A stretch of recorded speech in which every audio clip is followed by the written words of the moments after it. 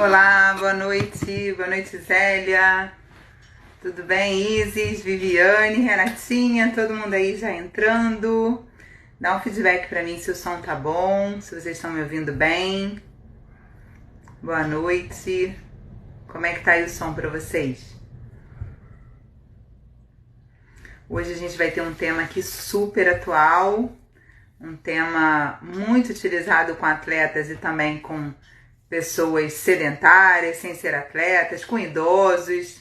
Então vamos falar, obrigada Renatinha, vamos falar sobre oclusão vascular parcial. Vamos ver se meu convidado aqui de honra já chegou. Já deve estar entrando.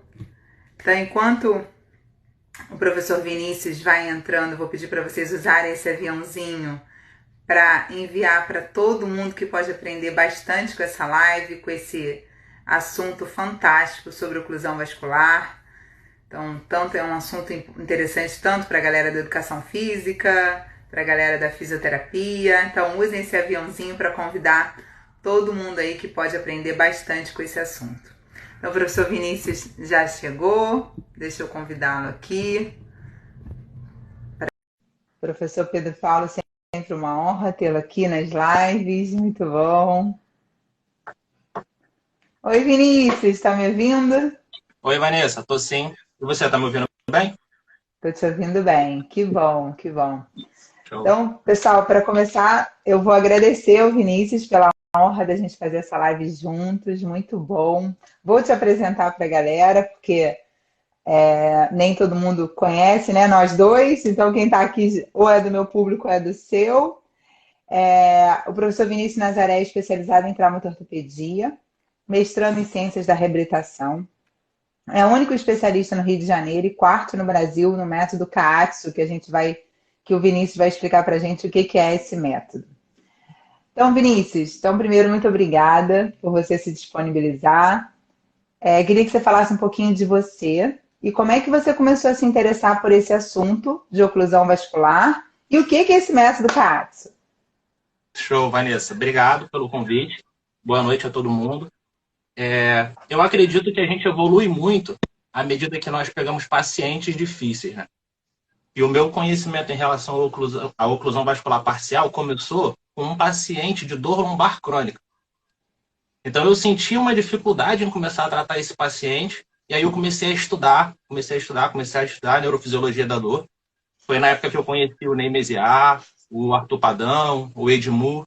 E aí eu verifiquei dentro desses cursos algumas formas de eu utilizar um aparelho de pressão para poder gerar um estímulo condicionante. Então a gente vai lá com o algômetro de pressão, verifica o limiar de dor do paciente, coloca a oclusão por 5 minutos, a pressão ali no manguito, de aferir a pressão por 5 minutos, depois vê se o organismo do paciente tinha uma capacidade de gerar analgesia. Então eu já comecei a pescar que o aparelho de pressão não ia me servir só para verificar a pressão arterial do meu paciente. Depois eu verifiquei sobre estabilização segmentar, uma forma também de utilizar o aparelho de pressão convencional, simulando aquele stabilizer. Aí fiquei com isso aí na minha cabeça, tá guardar essa informação. Aí na formação em traumatortopedia eu tive uma aula muito por cima sobre oclusão vascular e como poderia servir para os pacientes, já que ele poderia gerar uma hipertrofia e um fortalecimento com baixíssimas cargas, semelhantes ao treinamento com altas cargas. Mas ainda fiquei com um pouco de receio. Colocar uma pressão ali, fazer exercício, pode ser perigoso, pode não ser perigoso. Mas aí comecei a estudar. Em 2016, eu vi aquele artigo que eu te falei sobre osteoartrite, publicado na Quinina, que é uma grande revista sobre joelho. Eu falei, cara, eu tenho uma paciente que tem esse problema de joelho. Ela era muito sintomática. Qualquer ângulo de proteção que eu colocava, ela respondia com dor, eu não conseguia fortalecer.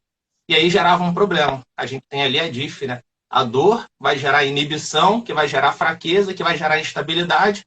Vira um ciclo e eu não estava conseguindo quebrar esse ciclo. Aí eu, conversando com o Leonardo Crisóstomo, ele falou, Vinícius, lembra daquele método de oclusão vascular que você conversou comigo uma vez e tal? Pode ser uma boa. Aí eu reforcei os meus estudos, fui pegando e comecei a trabalhar com essa paciente. e tive uma resposta muito boa. Em 2 semanas a gente já estava conseguindo evoluir, comecei com exposição gradativa, utilizando nos aparelhos de pilates, porque a gente não conseguia ir para a musculação. Então muita gente acha que a oclusão vascular parcial você só consegue utilizar na musculação, mas você adapta para diversos ambientes. E depois eu consegui evoluir para os aparelhos. E foi mais ou menos assim que eu comecei a minha trajetória nesse método. Diversos materiais que eu pesquisava, eles começavam da seguinte forma. A oclusão vascular parcial, também conhecida como restrição do fluxo sanguíneo, também conhecida como isquemia ou Katsu Training. Então, colocava tudo no mesmo pacote. E aí, quando eu fui pesquisar sobre o Katsu Training, eu vi que ele era como se fosse o modelo original, o que começou tudo. Só que o Katsu, ele é um modelo patenteado, ele é uma metodologia patenteada. É bem específica, então tem aparelhos específicos, pressões específicas, cuidados específicos. E aí hoje em dia a gente vê muitas pessoas utilizando o manguito adaptado, que eu não estou falando que é nem melhor nem pior, é apenas diferente. Pessoas utilizando o manguito adaptado, chamando de Katsu. Mas aí você está fugindo da essência. Então, o Katsu que se fala, né? Eu estava falando errado. O Katsu foi um curso que você fez? Você chegou a fazer, você fez isso? Foi um curso relativamente longo, foram 7 aulas, e ele tem um período de formação, no final você tem que fazer uma prova, a prova são 100 questões em inglês, eu demorei umas 3 horas fazendo essa prova, até alcançar a certificação. O que acontece? Eu achava antigamente que Katsu era o nome do criador do método. Na realidade, o criador do método ele se chama Yoshiaki Sato. É um método japonês desenvolvido em 1966 no Japão. O Sato, ele era budista. Isso aí. Antigo. 1966. Então, para fisioterapia, é algo recente. Mas isso para os profissionais de educação física já é um método de treinamento avançado conhecido há muito tempo. E o Yoshiaki Sato, hoje em dia, ele é médico da Universidade de Tóquio, no setor de cardiovascular, mas na época ele estava treinando para ser bodybuilder. E ele era budista. Então ele estava num cerimonial, numa postura de Seizá, que é aquela que os budistas ficam, né, apoiados em cima do joelho. Ele passou um período muito longo. E aí ele sentiu que a mesma sensação de pump que ele estava tendo ali na panturrilha, naquela postura, olha o raciocínio do cara. Que a mesma sensação que ele estava tendo naquela postura era equivalente a quando ele treinava panturrilha na academia de forma extenuante. Aí ele associou que essa sensação poderia ser derivada da restrição do fluxo sanguíneo. E aí começou as pesquisas em relação ao método. No outro ano ele já começou a testar no próprio corpo com faixas elásticas. Não era manguito de pressão ainda, a gente não conseguia controlar isso, era faixa mesmo, como se fosse garrote. Até achar a pressão ideal, ele teve vários efeitos adversos, até que uma vez ele treinou de forma equivocada, foi parar no hospital, um diagnóstico de embolia. Então, é um método que requer alguns cuidados e muito saber sobre. Não é só inflar, infla aí 200 mmHg, 120 mmHg e mete carga que vai dar certo no final. A gente tem que tomar cuidado.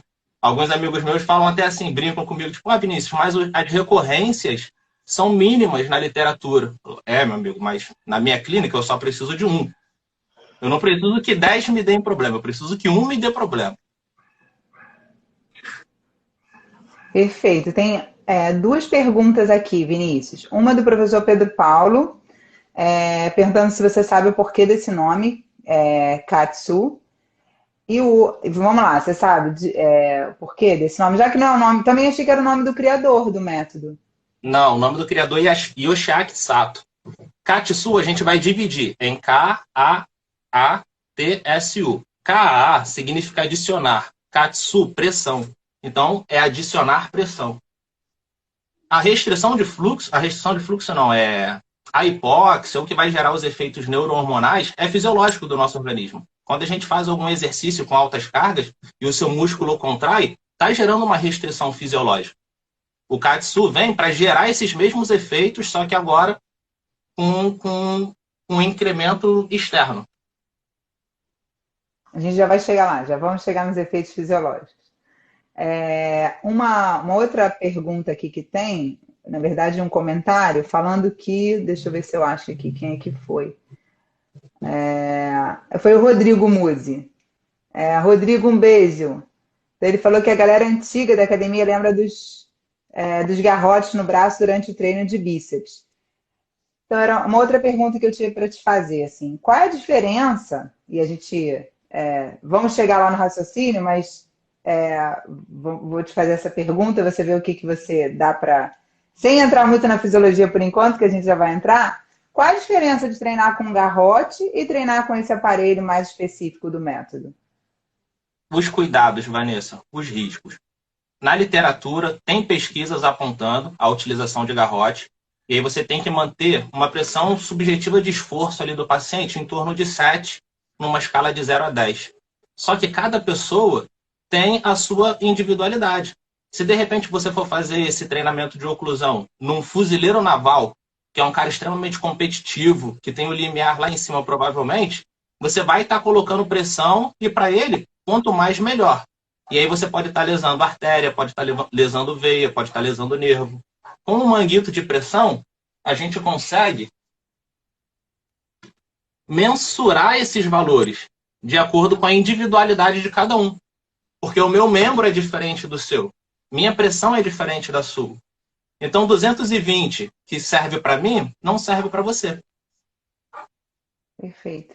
É feito com esfigmomanômetro normal ou tem algum tipo de aparelho específico? Existe. O Katsu tem um aparelho específico, que para importar para o Brasil sai em torno de 7.500. E a gente tem modelos nacionais muito, muito, muito interessantes, que valem muito a pena. São alguns manguitos que desacoplam, então você não fica com ele caído durante o treinamento, e geram efeitos fisiológicos semelhantes. A maioria das pesquisas, devido ao custo-benefício, não realizam com o aparelho original do Katsu, realiza com os manguitos de pressão. Então eu trouxe aqui alguns modelos que são os mais fáceis de encontrar no dia a dia. Se você for treinar membro inferior, talvez você possa utilizar o esfigmo de obeso, ele é maior, já que o normal de clínica, você não vai conseguir abraçar a perna do paciente. Perfeito. Esse aqui, o normal, ele tem 12 centímetros de largura. O de obeso tem em torno de 18 e 19. Um mais específico que você consegue trabalhar tanto membro superior quanto membro inferior é esse aqui de 10. Os efeitos são muito semelhantes. Qual é a vantagem desse de 10 em relação aos outros? Que o de 18 centímetros para membro inferior vai te atrapalhar ali em alguns movimentos, vai restringir o seu movimento. Agachamento, por exemplo, você não vai conseguir descer tanto. A percepção de desconforto é maior quando você utiliza os manguitos mais largos. E algumas pesquisas vêm apontando que a largura do manguito influencia num marcador de resistência arterial. Então, quanto maior o manguito, quanto maior essa largura, maior o risco de você gerar uma rigidez arterial. Mesmo que o método libere óxido nítrico, que é uma coisa que deixa as artérias mais saudáveis. Então, um dos parâmetros de cuidado para a utilização do método é o aparelho. Qual ferramenta que você vai estar utilizando. A literatura aponta elástico, garrote, tem blusas de compressão, tem blusas que você veste, tem na própria manga um suporte para você prender. Fisiologicamente falando, dá o efeito também. A gente só não consegue controlar. E aí o risco é mais alto. É maior, entendi. Falando em riscos, quais são os riscos e quais são as contraindicações? A gente tem contraindicações absolutas. Tudo que for relacionado à trombose, então histórico de trombose, histórico familiar de trombose, é necessário ter um cuidado. Pacientes que tenham, se a gente for pensar ali na tríade de Virchow, lesão endotelial, hipercoagulabilidade e estase venosa. São as contraindicações absolutas. Agora a gente tem que ter os cuidados. Pacientes com diabetes, que tem mais risco de necrose, pressões mais controladas. Tem aquecimentos que a gente pode fazer também utilizando o método de oclusão vascular parcial. Não aquecimento antes de entrar numa atividade, é como se fosse um preparatório para você entrar com os exercícios. Então a gente começa com pressões mais baixas, pressões mais controladas, alguns tipos de aplicação da oclusão vascular parcial, dependendo de 3 fatores: idade do paciente, condicionamento físico e experiência com o método. Então, dentro do método de oclusão vascular parcial, a gente consegue trabalhar para ganho de hipertrofia e força, diminuição de perda de massa muscular, condicionamento físico, aquecimento e pós-treino. Como assim pós-treino? Me dá um exemplo maior Para sobre isso. Recuperação pós-treino. Você foi lá, teve um atleta, ele se desgastou muito, ficou fadigado. Você consegue ensinar para ele como é que ele vai controlar os parâmetros e o tempo ele vai fazer na casa dele. E ele faz associado a movimento? É sempre associado a movimento, Vinícius? Pode ser associado ao movimento ou pode ser parado. O método que é o recovery é o isquemia pós-condicionamento. Mas é a mesma forma de aplicação da isquemia pré-condicionamento. Olha que interessante a sua pergunta, se pode ser associado ao movimento.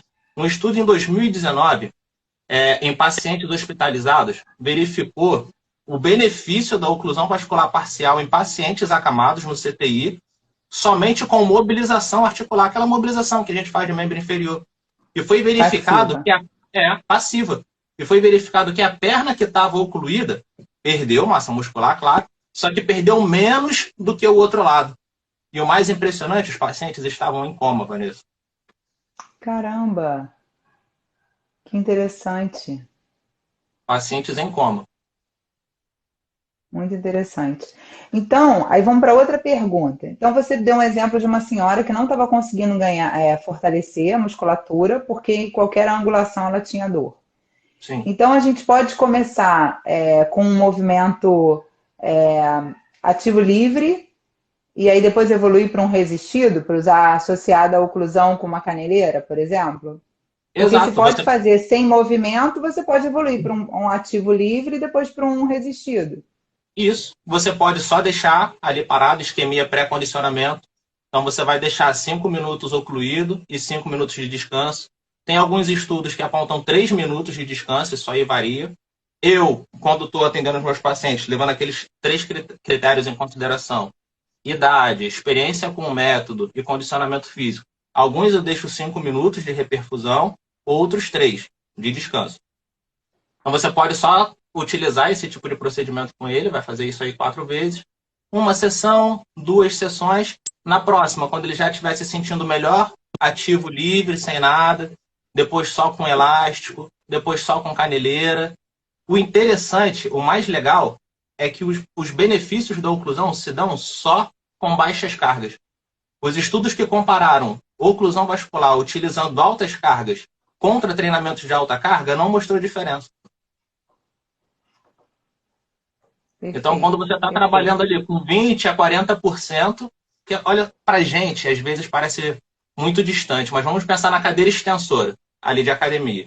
Então, você tem um paciente que só consegue fazer um RM de 40.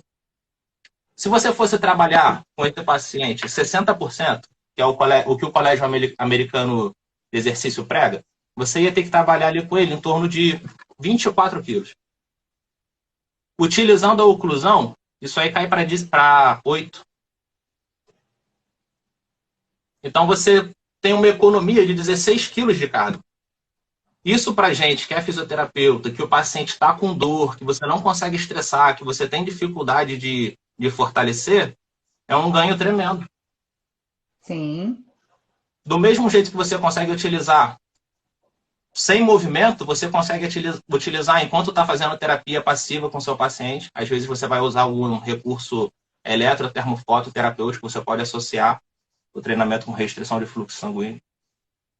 Tem uma pesquisa no Japão, onde eles pegaram os locais que mais utilizavam o método. E tinha lá clínicas de osteopatia, clínicas de quiropraxia.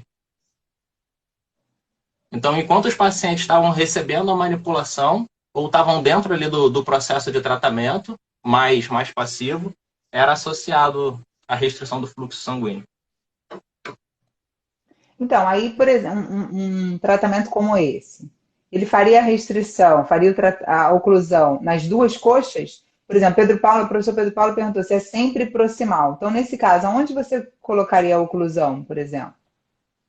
Ô, Pedro, na literatura mostra que você pode utilizar a distal. Porém, quando você fala em critérios de segurança, o mais seguro parece ser mais proximalmente mesmo. Então, se você for utilizar na coxa, você vai colocar na virilha, mesmo que você queira trabalhar panturrilha com seu paciente. E se você for trabalhar antebraço, você vai colocar aqui em cima, próximo do ombro. Faz mais sentido também você trabalhar logo a restrição do membro como um todo. Então não precisa ficar seletivando só lá embaixo, que a gente vai ver nos parâmetros fisiológicos que a resposta ela é sistêmica. Então, quando você tem a liberação dos hormônios, seu corpo não fala assim, vou mandar só para o braço. Ele vai mandar para o corpo todo. Então tem uma forma de aquecimento com o método Katsu, que mesmo que você vá trabalhar o membro inferior, você começa o treinamento no membro superior. É uma forma de você aquecer o paciente, colocar ele mais familiarizado com o método e não gerar um estresse tão significativo. Porque no começo, para quem nunca utilizou, é estranho, né? Você colocar ali um manguito de pressão. Sim, sim. Então, essa é a nossa próxima pergunta, Pedro Paulo. É que a gente pulou um pouco, né? Porque a gente ficou muita pergunta aí, eu fui fazendo as perguntas de vocês. Mas, Vinícius, quais são as indicações e os principais objetivos de realizar o método? Ganho de hipertrofia. Quando a gente pensa em hipertrofia, geralmente vem na nossa cabeça só estética, mas o músculo ele é muito mais do que a gente verificava na faculdade, que é a produção de calor, realizar movimento, sustentar a estrutura. O músculo ele tem capacidade endócrina, autócrina, paurócrina. Então, ele secreta substâncias. A diminuição de massa muscular está intimamente ligada a riscos de infecção, a diminuição da imunidade. Então, hipertrofia é muito interessante para a gente. Ganhos de força, se você for pensar na fórmula da força, força é igual a massa vezes aceleração. Então, massa vezes a velocidade. Então, se você não consegue trabalhar com velocidade no seu paciente, manter a hipertrofia, manter o ganho de massa muscular, principalmente nos pós-cirúrgicos, já que a gente estava falando dos imobilizados ou sem movimento, vai fazer com que você não tenha uma perda tão significativa de força. Então, a gente consegue trabalhar hipertrofia, ganho de força, ganho de resistência, melhora da circulação sanguínea periférica, saúde vascular, diminuição de perda de massa. Perfeito. Tem alguma pesquisa falando do uso do método em pacientes neurológicos, Vinícius? Você tem alguma experiência com isso? Eu tenho experiência, eu utilizo em alguns pacientes que têm um AVC. Eu utilizo bastante em pacientes também com ela, esclerose lateral amiotrófica. Então, depois que eu atendi o meu primeiro paciente com ela, meio que eu comecei a atender vários outros, começaram a aparecer. E na faculdade eu achava que era algo muito distante. São pacientes que eu não, o de ela principalmente, que é contraindicado, né, o fortalecimento, porque você vai gerar um estresse maior da estrutura, então você fica naquele limbo. Para fortalecer, eu preciso estressar, mas eu não posso estressar porque o sistema nervoso dele já não está respondendo tão bem. Então, a oclusão vascular faz com que eu ganhe mais tempo de sobrevida ali daquela massa muscular. Nos pacientes de AVC, que geralmente tem aquela subluxação do ombro e a gente não consegue fazer os fortalecimentos, não consegue fazer os exercícios de forma tão benéfica, consigo trabalhar com eles também. E uma utilização maravilhosa para os pacientes que possuem algum comprometimento neurológico é o método dentro da piscina. É mesmo? É você associar a oclusão vascular parcial no ambiente aquático. Mas por quê? O que você acha que muda do ambiente externo para o ambiente aquático? A resistência. O que você acha que muda em relação à resistência? A resistência. A facilidade dos movimentos ficam muito mais fáceis dentro da água. Eu tenho pacientes lá que nem conseguem andar direito quando estão fora da piscina e entram dentro da piscina, andam melhor, quase correm dentro das suas limitações, das suas especificidades. Tem paciente lá que chegava de cadeira de rodas e dentro da piscina conseguia se locomover melhor. Então, dentro da piscina eu consigo ter uma resposta muito interessante. Eu comecei a utilizar dentro da piscina com pacientes que não sejam neurológicos, também nos pós-cirúrgicos. Então, chegava pós-cirúrgico de quadril, pós-cirúrgico de joelho. Aonde eu atendo, tem uma clínica próxima e o médico sempre encaminha os pacientes que ele opera, não para fisioterapia primeiro, ele indica para hidroterapia. Como a minha clínica é a única que tem hidroterapia ali na região, caem muitos pacientes e eu comecei a utilizar com eles também. Antes, eu tinha um aparelho que eu não podia utilizar dentro da água, então eu realizava esse método de isquemia pré-condicionamento. Eles chegavam um pouco mais cedo, faziam a oclusão, sem resistência, sem carga, sem nada, só para ter os benefícios neurohormonais, para quando entrar na água eu estar com essa cascata hormonal fluindo dentro do corpo dele. Fantástico, muito legal. E agora eu já consigo utilizar dentro da água. Muito bom. O professor Rafael Costa perguntou se não utilizar o instrumento padronizado aumenta os riscos. Rafa, o Vinícius respondeu isso. Ele disse que sim. Você quer responder mais alguma coisa, Vinícius, sobre isso? Rafa, além de aumentar os riscos, a gente não consegue ter como profissionais a quantificação da pressão que você está utilizando. Então a gente sabe que os nossos pacientes eles vão se adaptando aos estímulos que a gente vai dando. Então se você não consegue quantificar o quanto que você deu hoje, o quanto que você deu amanhã, você também não consegue mensurar a melhora e a adaptabilidade dele. Então hoje eu posso começar um treinamento utilizando 40. De repente, daqui a 2 semanas, 40 já não vai ser tão interessante. Então ou eu diminuo, eu aumento. Se eu não tenho esses números para me dizer, eu fico no achismo, no limbo. Perfeito. Essa é uma pergunta do Elton. Qual a pressão que é usada? Se isso varia de faixa etária e se varia de gênero? Então, aí a gente tem pegadinhas. A literatura, ela utiliza números engessados. Então, aquele estudo, por exemplo, da osteoartrite, se eu não me engano, era 220 ou 240 para todo mundo. Tem outros métodos onde você soma a pressão arterial e você, se for no membro superior, você vai diminuir 20, e se for no membro inferior, você vai aumentar mais 20.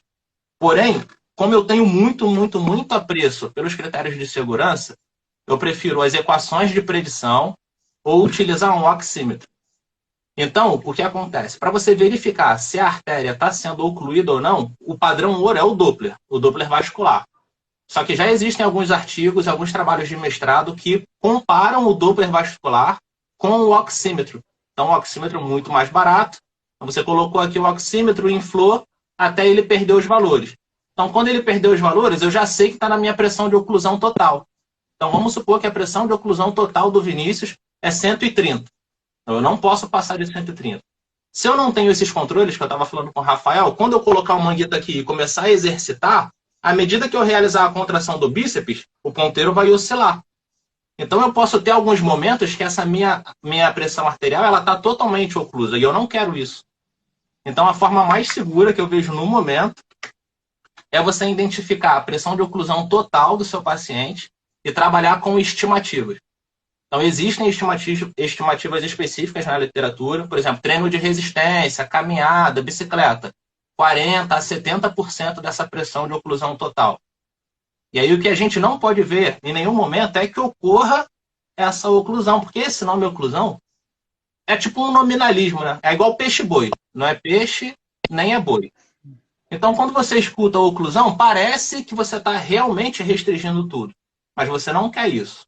É só uma restrição parcial do fluxo sanguíneo. Você está fazendo uma alteração do fluxo sanguíneo. Mas foi o nome que se tornou mais comercial. Perfeito. Professor Pedro Paulo colocou uma outra pergunta aqui, ó. Que deixa eu achar. Na percepção dele, é que as fibras de resistência são menos solicitadas. E, ao contrário, as fibras não oxidativas passam a responder de forma mais ativa. Seria isso? Isso aí a gente vai falar na parte de fisiologia. Quer falar agora isso aí? Não, calma, vamos lá, vamos então, chegar lá. Aguarda aí um pouquinho. Tá, e a Zélia perguntou se, quando você vai fazer esse treinamento na piscina, se a pressão usada na piscina é diferente em relação a fora da piscina. Sim, eu diminuo um pouco. Porque quando você entra num ambiente hidrostático, automaticamente aumenta a pressão no manguito. Perfeito. O Hidalgo perguntou o seguinte: a oclusão é somente no momento do exercício ou mantém no período de repouso também? Ele também já respondeu isso, Hidalgo, mas vamos lá, fala mais um pouquinho, Vinícius, por favor. Ó, essa pergunta do Daniel, ela é mais específica, ela é diferente do que o que a gente estava conversando. Então, o que você tinha me perguntado sobre não fazer no exercício, a gente chama de isquemia pré ou pós-condicionamento. Então, eu vou ocluir 5 minutos, bateu os 5 minutos ali no relógio, eu vou desocluir. Depois eu vou ocluir de novo, bateu os 5 minutos, eu vou desocluir. Vou fazer isso 4 vezes. É uma forma de você treinar esses pacientes que ainda não conseguem fazer contrações ativas ou descansar. O que eu acredito que o Daniel esteja perguntando é o descanso entre as séries. Então eu vou lá, faço 15 repetições de rosca bíceps e aí eu desocluo durante o descanso. Seria isso? Pelo que eu entendi, sim. Tá. Então, se o cara for iniciante, se o paciente for iniciante, alguns precisam que você desoclua durante o descanso. Mas isso aí é treinável até o ponto que durante o descanso ele continue com a oclusão. Então eu vou passar a minha série ali para o meu paciente, vamos supor que seja 4 séries de 15 repetições, ele vai fazer as 4 séries de 15 repetições ocluído. Quando eu for trocar de aparelho, é que eu vou gerar a reperfusão. Aproveitando a pergunta do Daniel, alguns critérios de segurança que a gente tem que ter enquanto o paciente está fazendo o exercício é que se ele for um paciente branco, a coloração da pele dele tem que ficar num tom vermelho arroseado, não pode ser azul escarlate ou roxo, e se for negro, uma corzinha mais de bife. Algumas percepções que o paciente tem é a ponta dos dedos levemente dormente ou gelada, mas não a mão e o antebraço como um todo. Esse tipo de reação a gente vai diminuir 5 milímetros de mercúrio até chegar numa pressão ideal. E às vezes você coloca demais, o braço todo fica dormente, o braço todo fica gelado, a gente acaba não desocluindo. E lembra que eu falei da história que lá atrás o Sato teve uma embolia? Foi justamente por causa disso. Ele amarrou o garrote, começou a treinar, sentiu a dormência e não parou, porque ali ele estava buscando ainda as pressões ideais.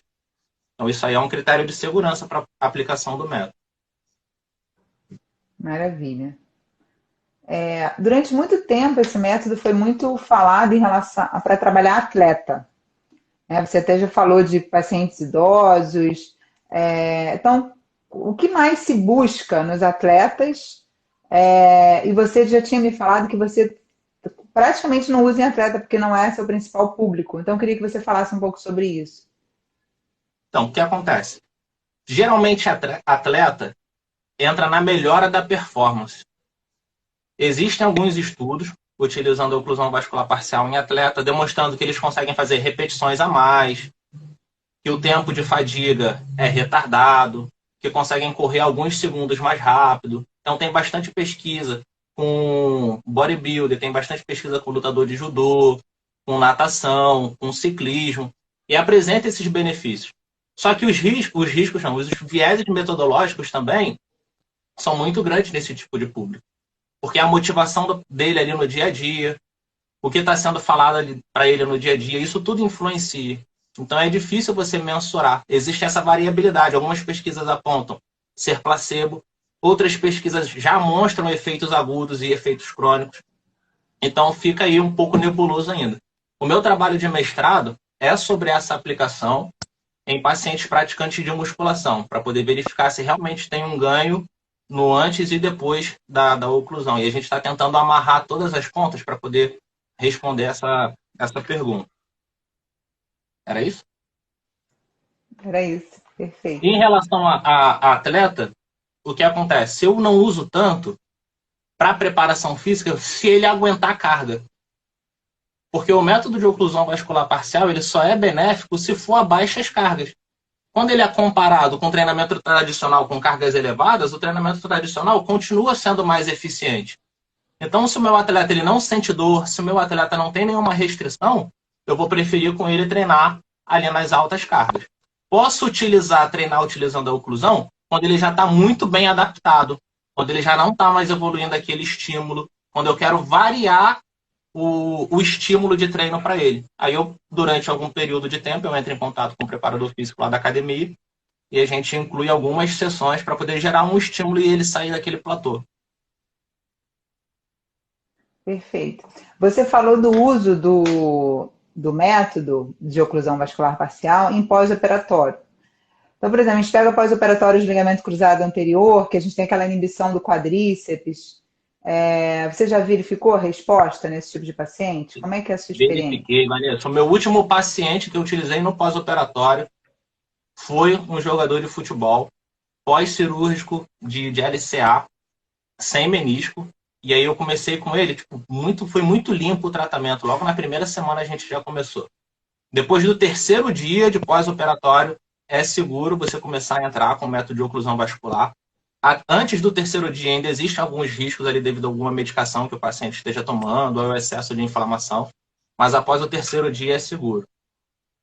Tem um estudo muito interessante de 2000, onde eles verificaram esse treinamento de oclusão pré-condicionamento, né, isquemia pré-condicionamento, nos pacientes entre 3 e 14 dias de imobilização, de reconstrução de ligamento cruzado anterior.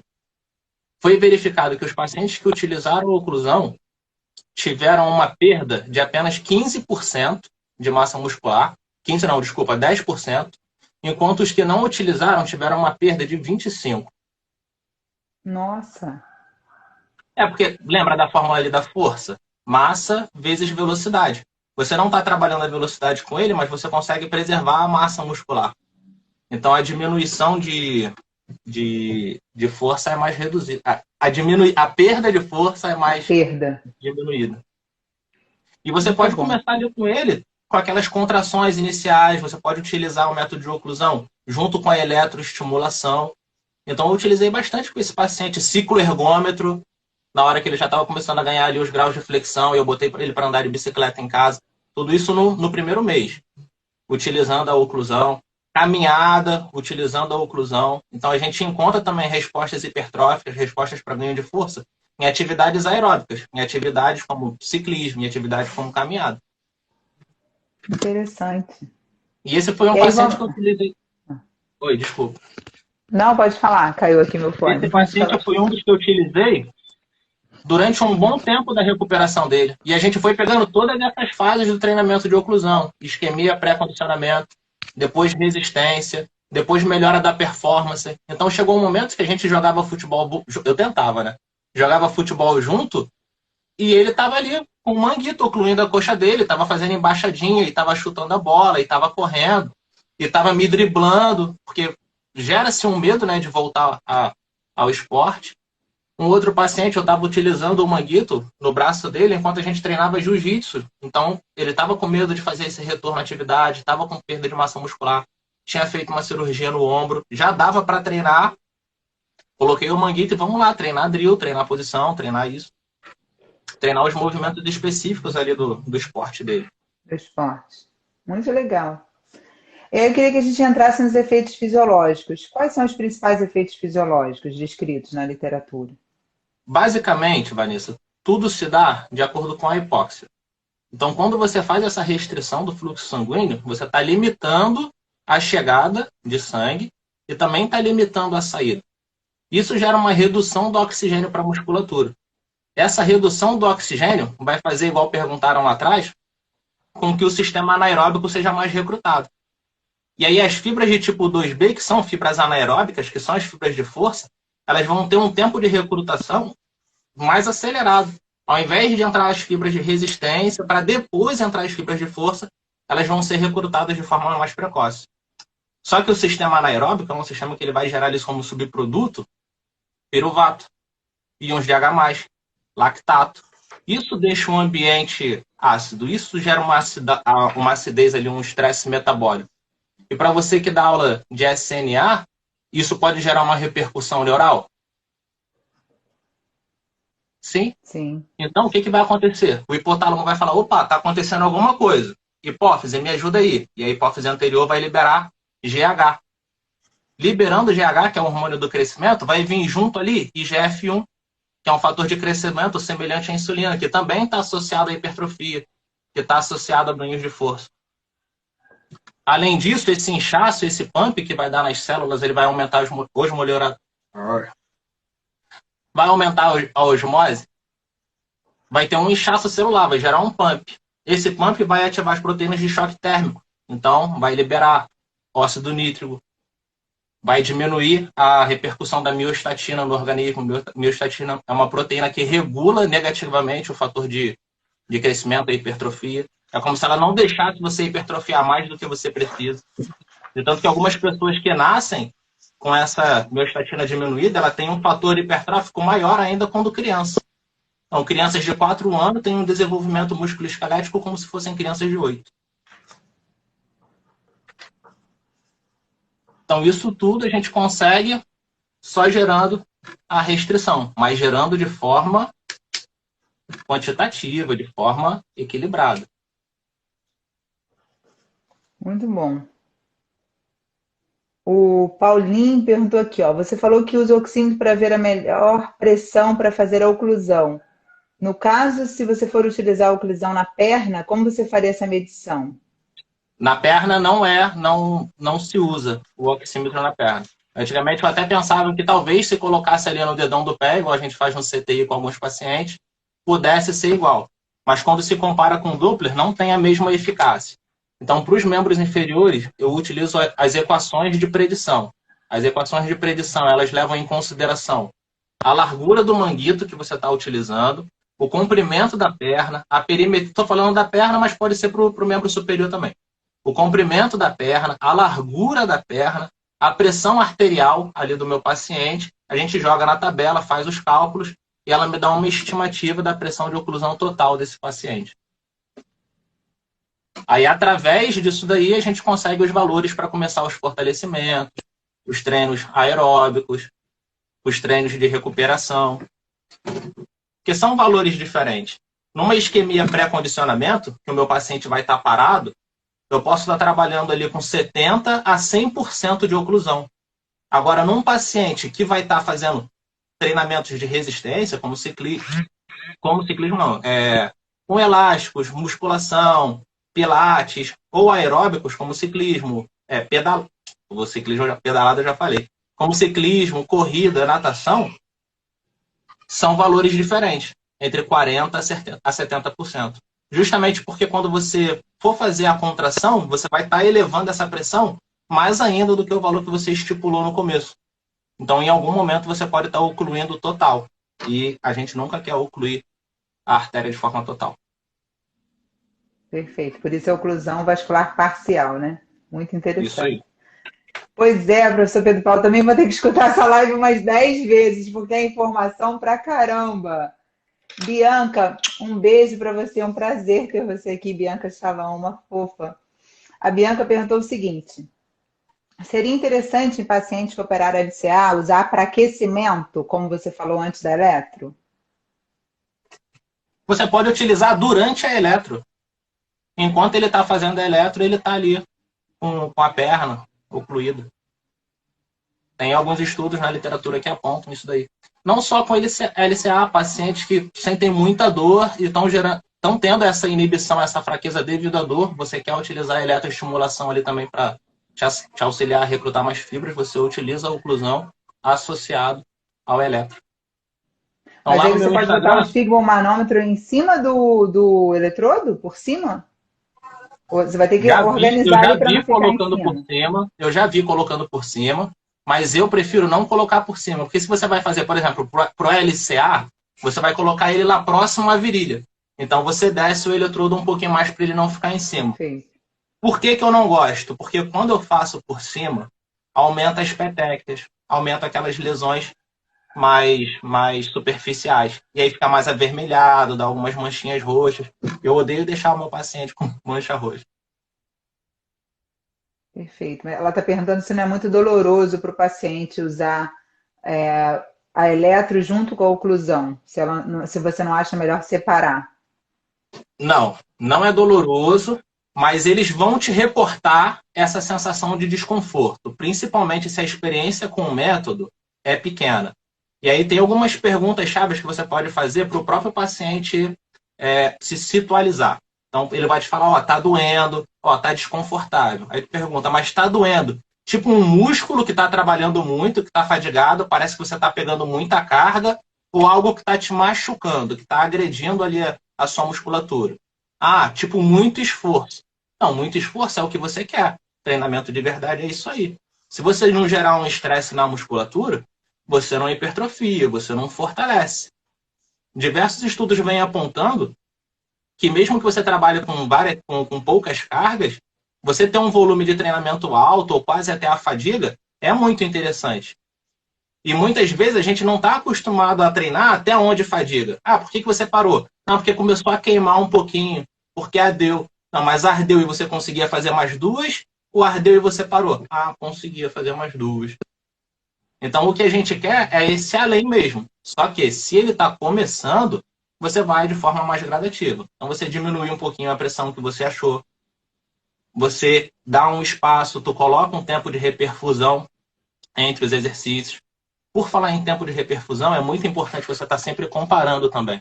Então, o tempo de reperfusão, quando o paciente está ocluído, você vem aqui e aperta na parte mais distal. Essa reperfusão tem que ser igual ou menor do que 3 segundos. Se tiver maior do que 3 segundos, você vai lá e diminui a pressão. Se tiver acima de 6 segundos, já pode ser considerado um fator de risco. Então, a gente tem que estar atento durante o tratamento a esses pequenos detalhes que não ficam tão nítidos a olho nu. Você tem que ir lá e verificar. Perfeito. Duas coisas que eu fiquei com dúvida que você falou. Uma, você falou em relação ao o seu paciente que você foi jogar futebol com ele. E aí, como é que você ficou fazendo isso em relação a tirar a pressão e colocar a pressão? Não, ele não tira. Fica direto com a pressão? Aí já são os pacientes que já estão treinando há algum tempo. Então, por exemplo, as pesquisas envolvendo caminhada, ele vai ficar o tempo todo ali com a oclusão. Então, ele vai caminhar 2 minutos e descansar 1, mas vai estar com a oclusão. No caso ali, era isso que eu fazia com ele. 2 minutinhos de trote, 2 minutinhos de embaixadinha, 2 minutinhos de drible, descansa. Aí, durante o descanso, você tira a pressão. Continua com a pressão. Se fosse lá no comecinho, talvez eu tirasse. Mas ia depender da experiência dele, condicionamento físico e idade. Porque no início da live você falou dos 5 minutos, deixar 5 minutos e tirar, né? Uhum. Quanto tempo que a gente pode deixar a pessoa já treinada, tá? Quanto tempo você pode deixar a oclusão? Tá, eu vou responder, são 2 perguntas, isso daí em uma só. Isso de 5 minutos e tira é uma forma de utilizar a oclusão. Se chama isquemia pré-condicionamento. Então, você vai fazer 4 séries, ocluindo 5 minutos e descansando 5. Além disso, você consegue utilizar a oclusão dentro do treinamento de resistência, que pode ser com resistência mecânica, pode ser com resistência elástica, pode ser com resistência manual, pode ser ativo, sem resistência nenhuma, o que você for identificando com seus pacientes. Outra forma, você pode utilizar com os pacientes em atividades aeróbicas. É outro tipo de aplicação. E você pode utilizar nos seus pacientes como recovery, que é parecido com aquele primeiro que a gente viu. Agora, se você está utilizando dentro dos seus pacientes, por exemplo, um treinamento de resistência, que é o que você perguntou agora, o limite máximo para membro superior é 15 minutos. E o limite máximo para membro inferior é 20 minutos. Então, eu quero fazer uma sessão de treinamento de membro inferior aqui com o meu paciente, que vai ser um pouco mais prolongada. Ele não pode passar de 20 minutos se for no membro inferior.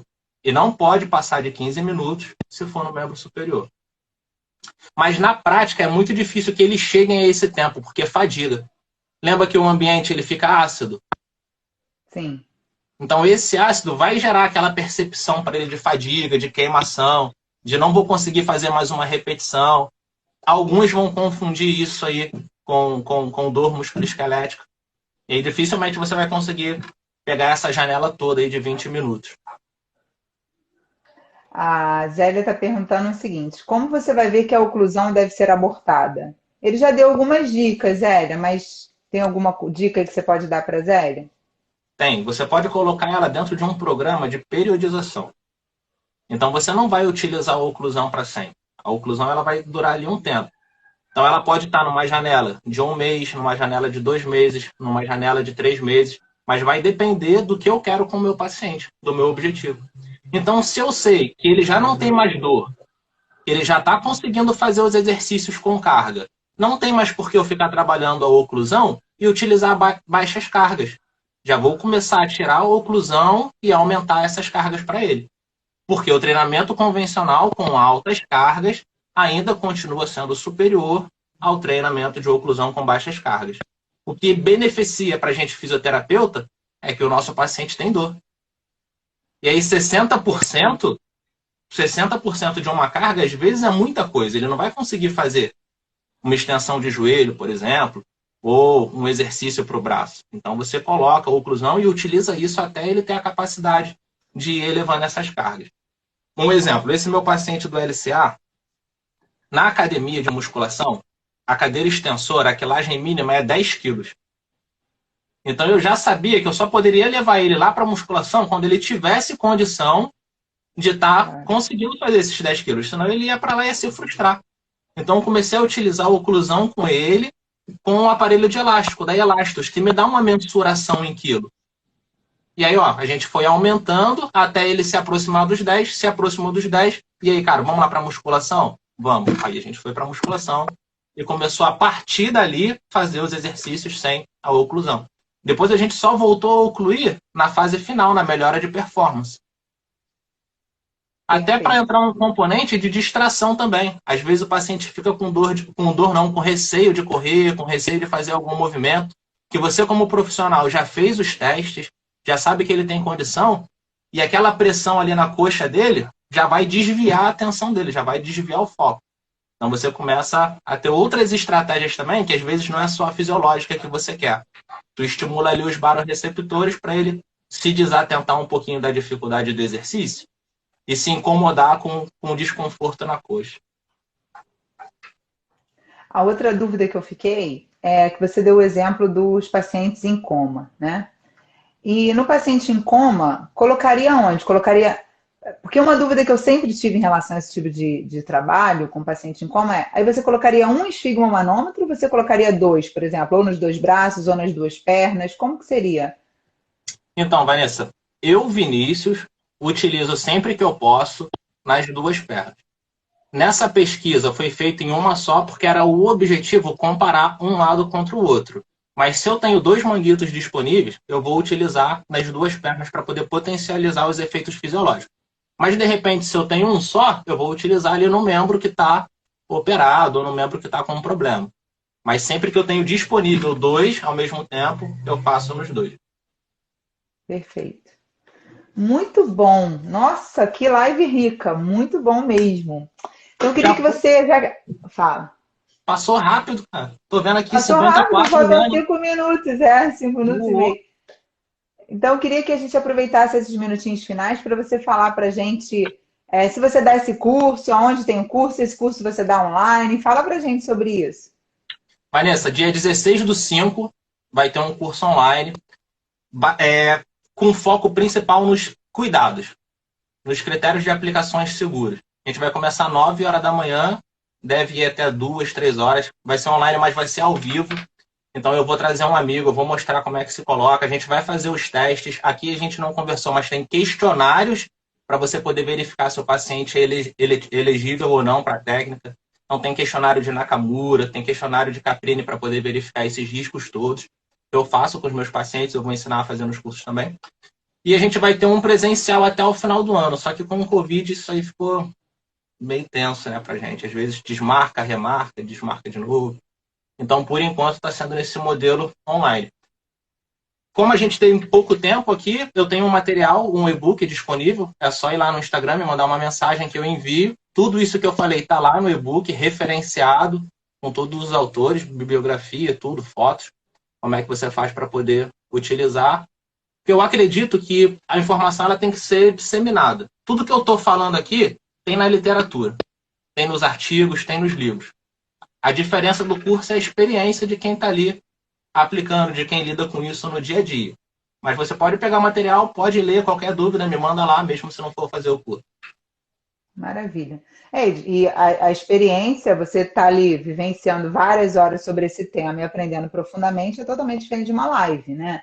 Na Sim. live, a ideia é trazer informações sobre o assunto, tirar dúvida, mas para os alunos e alunos e profissionais conhecerem aquele método e ver se interessa, se não interessa. E até, por exemplo, várias pessoas que já usam o método, como o professor Pedro Paulo, a Bianca, várias pessoas que estão aqui já usam o método, acabar tirando dúvidas e vendo a sua experiência também, como que você utiliza. Então, o objetivo da live não é ensinar a fazer o método, né? O objetivo é de conhecimento, mas quem quiser se aprofundar Variado. aí no tema, pessoal, vale aí a oportunidade. Olha, aproveitando sobre o paciente em coma, o professor Pedro Paulo perguntou se você colocaria na coxa.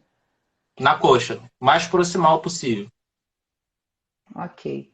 Jefferson, o Instagram dele está aqui em cima. Se você clicar aqui em cima, é Vini_Físio, Um tá? detalhe importante é que essa parte aqui do manguito, ó, que tem a setinha para baixo, tem que ficar na direção da femoral.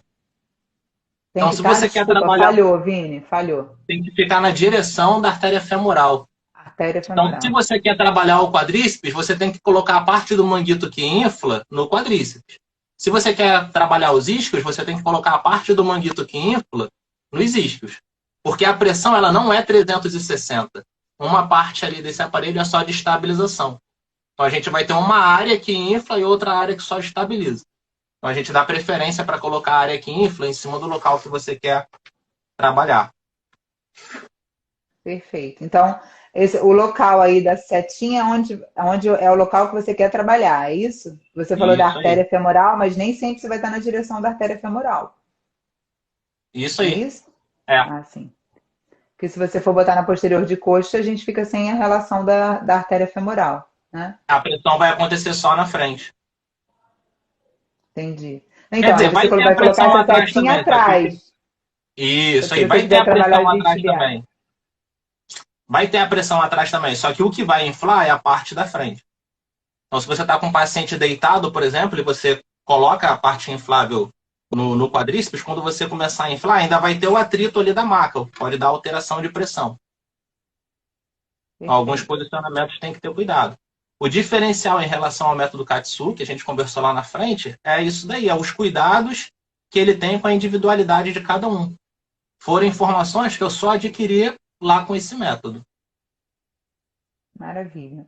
Muito bom, muito bom. Vinícius, primeiro quero te agradecer pela oportunidade de a gente estar aqui juntos. Sempre tive muita dúvida sobre esse método e tenho certeza que deu aí para clarear muita coisa aí para a galera. Pessoal, a live vai ficar salva no meu Instagram, no meu canal do YouTube, Vanessa Quinucci. Todas as lives estão lá. Na semana que vem a gente vai ter o professor Samuel Lodovic e vai falar para a gente sobre cefaleia para fisioterapeutas. Ele é fisioterapeuta, especialista em ortopedia e traumatologia pela Santa Casa de São Paulo, mestre pela USP de Ribeirão Preto, e a gente vai conversar sobre cefaleia. Vini, dá seu recadinho aí final. Muito obrigada, pessoal. Muito obrigada a todo mundo que está aqui. Professor Pedro Paulo, as perguntas, o Elton, Bianca, enfim, todo mundo que participou aí com as perguntas, muito obrigada. E toda quarta, às 19 horas, a gente está aqui. Vini, dá seu recado aí final. Muito obrigada. Show, pessoal. Muito obrigado pela atenção, por ficarem aí, né? Nesse horário, terça-feira. Vanessa, te amo de Quarta-feira. graça. Quarta-feira. Te amo de graça, adoro você. Sempre que tiver essas oportunidades, é só me avisar. Te agradeço muito pelo convite. Quarta-feira que vem eu vou estar aqui assistindo, porque eu já te falei que as suas lives são para ser estudadas. A gente tem que parar e tem que ir pontuando isso tudo. Muito obrigado mesmo. Foi um prazer conversar com vocês.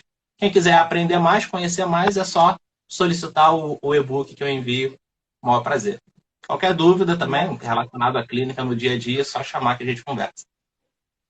Maravilha. Muito obrigada, Vini. Beijo, pessoal. Beijo. Até semana que vem. Beijo.